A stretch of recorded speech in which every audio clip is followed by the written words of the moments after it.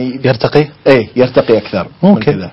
بس وايد عاجبهم الحزين، فلذلك الحين هو الصبا له يعني له يعني لما انت تقول فراق وروحه ووداع وكذا نعم تحتاج يعني انه تحتاج الى صبا. هو الصبا اغلب شيء ما يكون يعني عندك شيء ثاني او مثال اخر للصبا مثلا؟ خلينا نشيده ثانيه في نفس المجال. الصبا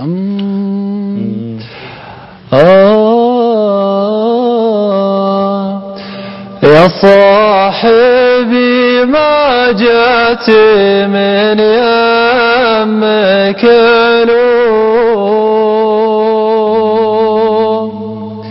يا عادليني صاحبي ما نسيته أنتم تركتوني وأنا أطيح وأقوم أشري ولا أدري وإيش شيء شريته عيني بعد فرقاك ماذا قت النوم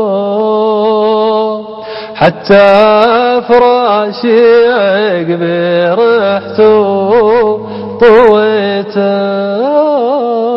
كذا الصبا الله في يعني حزن يعطيك شيء يدش القلب جو يعني يخلي الواحد يخليك لما تجيب لحن حزين الكلمات مثلا مدح عن سيارة مثلا او مثلا في فرح لما تجي ويزفون مثلا معرس مثلا او وتقعد مثلا يجيبون حزن يعني مشكلة. الصبا بالذات الصبا هذا يعني في عندي لحن معين مش لي انا يعني بس فيها حزن وزفة عروس ممكن تصير ليش ما تصير يعني بس ما ادري هاي شنو نغمة صبا ولا شو تقول؟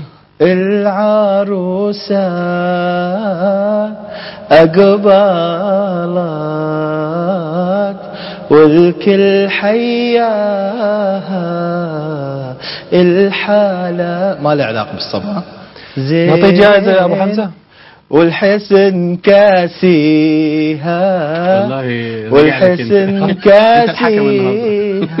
لا أنا وياه تعرف إحنا ما في الإنشاد يعني ما هو شفت المقدمة حقته لا صدقوا الآن يبين الجمهور لا صبا ولا وشو يا فهد؟ صبا ولا إيش هذا؟ مش صبا والله يا أخي هذا جديد. هاي أصلا شيء هذا جديد ما له مقام جديد. لا هو شوف هو من البداية وأنا قال نبي عبد الله الراجح أنا قال أبي عبد الله الراجح مقدم بس هو إلا لازم إلا هو يبي لا شيخ عقيل السلاسل أوريك لا بس هو هذا فرايحي يعني ما يعتبر إيه حلو يعني.